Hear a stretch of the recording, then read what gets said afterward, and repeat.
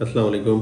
सबसे पहले Chinese futures जो कि कंपैरेटिवली लास्ट वीक में नीचे आए हैं। डी बार 0.73% डाउन था, H R C 0.39%, coking coal 2% के करीब और आयरन और तकरीबन 1.545% के करीब नीचे था।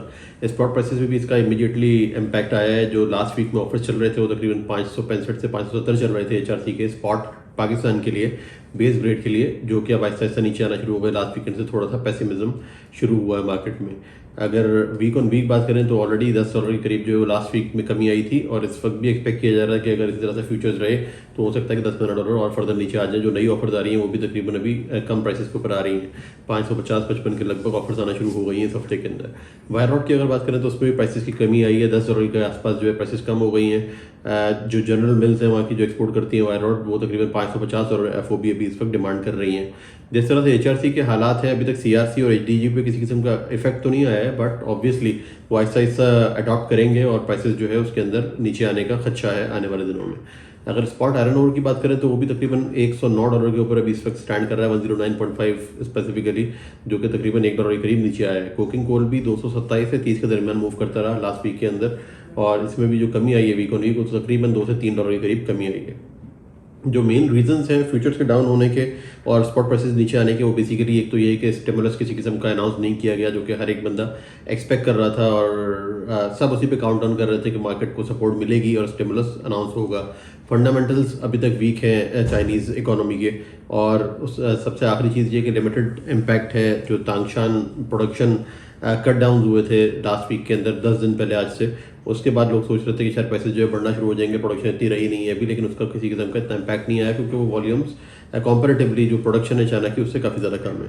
अगर बाकी के रीजन की बात की जाए तो उसके अंदर भी इसी तरह की नेगेटिविटी रही। वियतनाम के अंदर भी मार्केट तकरीबन $5 के आसपास जो है वो रीबार्स कम हुआ है उनका, जिसकी वजह से स्क्रैप के ऊपर भी इम्पैक्ट आया है। स्क्रैप के भी प्राइसेस में तकरीबन $8 से $10 की कमी देखने में आई है। अगर हम बात करें लास्ट जो डील्स हुई थी उनकी, वो तकरीबन $405 पे लास्ट बल्क उन्होंने ख़रीदा था ऑस्ट्रेलिया से, और अब जो प्राइसेस एक्सपेक्ट कर रहे हैं वो लोग वो 390 से 95 एक्सपेक्ट कर रहे हैं, और उस पर माल मिल भी नहीं रहा बेसिकली, क्योंकि जो स्क्रैप यार्ड्स हैं वो भी अभी तक बड़ा टाइट होके बैठे हुए हैं। अगर बात करें साउथ कोरिया की तो वहाँ पर भी कुछ रिड्यूस हुई हैं प्राइसेस, $60 के आसपास जो है वो रिडक्शन हुई है और सेल्स हो नहीं रही, जिसकी वजह से मिल्स का बड़ा सीरियस इरादा है कि वो प्रोडक्शन कट डाउन पे जाएं और कम से कम माल प्रोड्यूस करें ताकि उनको एक रीजनेबल रेट मिलता रहे, क्योंकि अभी सेल्स इस वक्त बहुत ज़्यादा स्लो है वहाँ पर और किसी किस्म की कोई बल्क बाइंग नई सुनने में नहीं आई वहाँ से। जापान में जो कैंटो टेंडर था वो भी एक्सपेक्टेड है इस हफ्ते के अंदर, लेकिन मिल्स ने जो है आपस में मीटिंग की है और सुनने में ये आ रहा है कि अब कैंटो टेंडर को पोस्टपोन कर दिया जाएगा, क्योंकि जो हालात हैं वो साजगार नहीं है अभी इस वक्त टेंडर को फ्लोट करने के लिए। नेगेटिविटी काफ़ी ज़्यादा मार्केट के अंदर, तो मेरा ख्याल है कि उसका हमें इस हफ्ते के अंदर किसी किस्म का कोई रिजल्ट नहीं मिलेगा, यानी कि एक इंडिकेशन जो है वो मिसिंग रहेगा फिलहाल। अगर ताइवान की बात करें तो वहाँ पर भी तकरीबन $60 के आसपास जो है वो कमी रही। हाँ, और ये कि फॉर्मोसा मिल जो वियतनाम की बड़ी मिल है, उन्होंने भी अभी इस वक्त बाय मिड ऑफ जुलाई अपने प्राइसेस जो है वो अनाउंस करने, जिसकी वजह से जो इम्पोर्ट हो रही थी वियतनाम के अंदर चाइना से, वो भी अभी तक ऑन होल्ड है। लोग अभी डिसाइड नहीं कर रहे हैं कि पहले लोकल मिल के प्राइसेस आ जाएँ, फिर उसके बाद वो न्यू ऑर्डर्स की तरफ जाएंगे। अब बात करते हैं टर्की की। टर्की के अंदर कुछ डील सुनने में आई है, बहुत मिनिमल डील्स हुई हैं, जितने की ज़रूरत थी, जितने माल की उतनी ही काम किया उन्होंने। किसी की भी ख्वाहिश नहीं है कुछ ज़्यादा काम करने की। जो 75-25 HMS यूरोप से काम हुआ है वो 372 पे हुआ है, जबकि बोनस $397 के ऊपर बुक हुआ है। USA की जो प्राइस असेसमेंट है HMS की, वो अराउंड $379 के आसपास अभी इस वक्त स्टैंड कर रही है। वीक ऑन वीक कंपैरिजन करें तो यूरोप की प्राइसेस के अंदर $1 की जो है वो बेहतरी आई है, जबकि अगर US की मार्केट को देखें तो $1.5 की जो है उसके अंदर कमी आई है वीक ऑन वीक। रीबा के प्राइसेस भी कुछ कम हुए टर्की के अंदर, जिसकी वजह से सारे इम्पैक्ट्स हमें नजर आ रहे हैं। टर्की के प्राइस अब ऑलमोस्ट $605 के आसपास FOB बेसिस पे कोट होना शुरू हो गए हैं।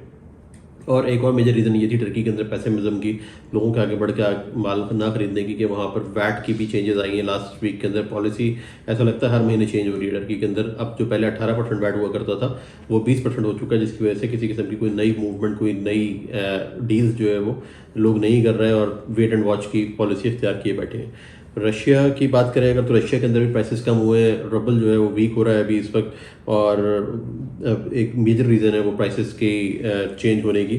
HRC की बात की जाए तो तकरीबन $15 के आसपास प्राइसेस नीचे आए हैं। HRC के बिलेट्स के अंदर भी तकरीबन $10 से $15 के आसपास कमी आई है। बिलेट की प्राइस जो भी इस वक्त वहाँ पे FOB आ रही है वो $495 के आसपास आ रही है। But on the other hand Iran के अंदर जो है प्राइसेस $5 से $7 बढ़ गए हैं अभी इस वक्त, और प्राइसेस बढ़ने के बाद आप समझें कि 500 से ऊपर चली गई है उनकी FOB प्राइस, 500 से 502 के लगभग प्राइसेस कोट हो रहे हैं। रशिया के अंदर आयरन और स्टेबल है, अभी इस वक्त किसी किस्म की प्राइस में कमी नहीं आ रही, हालांकि मिल्स पुश कर रही थी कि प्राइस कम की जाए, लेकिन प्राइस की जो कमी है वो माइंस ने अभी तक एक्सेप्ट नहीं की है और प्राइसेस स्टेबल है।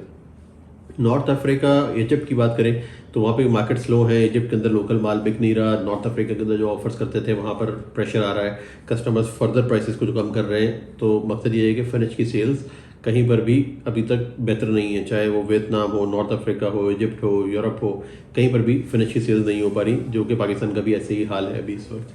यूरोप की अगर बात की जाए तो यूरोप के अंदर अभी इस वक्त जो उनकी प्राइसेस हैं एक्सपोर्ट्स की, वो ऑलमोस्ट स्टेबल थी। कुछ थोड़ा सा फर्क पड़ा है कंटेनराइज प्राइसेस के ऊपर, क्योंकि इंडिया, पाकिस्तान, बांग्लादेश जो मेन कंटेनर मार्केट्स हैं वो काफ़ी ज़्यादा स्लो हैं। उसके मैं प्राइस का आपको भी इंडिकेशन देता हूँ। HRC की पहले बात कर लेते हैं।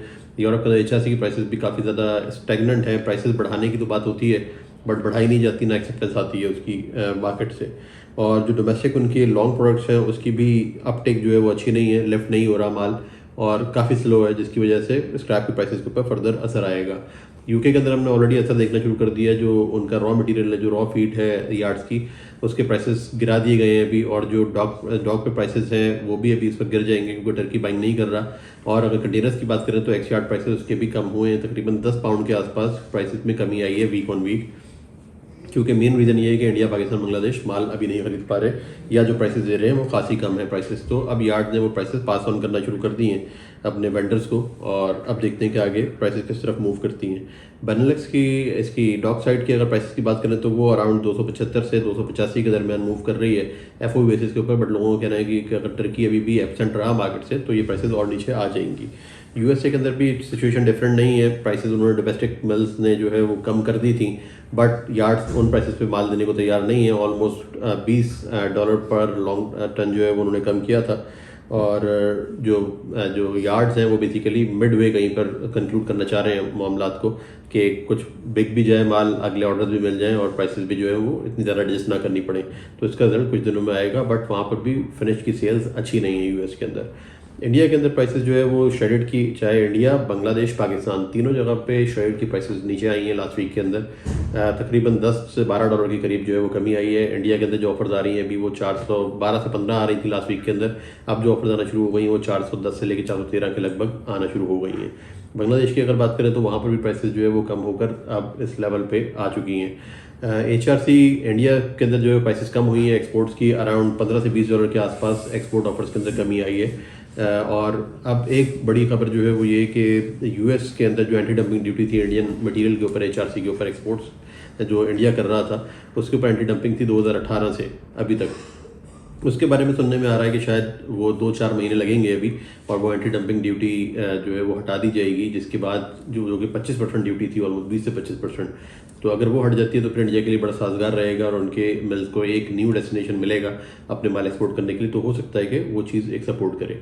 पाकिस्तान की अगर बात करें तो यहाँ पर ऑफर्स ऑलमोस्ट 415 से लेकर 420 के दरमियान ही मूव कर रही थी लास्ट वीक के अंदर, जो कि पिछले हफ्ते से कम थी। और अभी इस हफ्ते दोबारा से प्राइसेस कम हुई हैं, तकरीबन अब 413 से 15 के करीब ऑफर्स आ रही हैं। और वीक ऑन वीक अगर बात की जाए तो $10 के आसपास कमी आ गई, $10 से $12 के करीब कमी आई है वीक ऑन वीक श्रेड की प्राइसेस के अंदर। HMS भी अराउंड $400 के लगभग मूव कर रहा है एज ऑफ नाउ। हमारे फिनिश्ड फ्लैट हो या लॉन्ग हो, पाकिस्तान में सबकी सेल्स बहुत ज़्यादा डिस्टर्ब हैं। अभी भी हालात उसी किस्म के हैं, कोई मेजर चेंज नहीं आया, कोई नई उम्मीद नहीं आई। लास्ट वीक काफ़ी तेज़ी थी IMF की डील के बाद से, कुछ पॉजिटिविटी थी, वो पॉजिटिविटी कंटिन्यू हो रही है अभी, लेकिन कोई खातिर ख्वाह जो है मटेरियल ट्रांजैक्शंस जो है वो सुनने में नहीं आ रही। और ख़ास तौर से ये कि इस हफ्ते अभी फ्लैट प्रोडक्ट मिल्स जो हैं, बड़ी मिल्स पाकिस्तान की, उन्होंने भी अपनी प्राइसेस जो है वो अनाउंस कर दिए कम करने के लिए, जो कि तकरीबन $25,000 की कमी आई है CRC के अंदर और कोटेड आइटम्स के अंदर। अभी तक के लिए ये अपडेट्स थी। Thank you very much.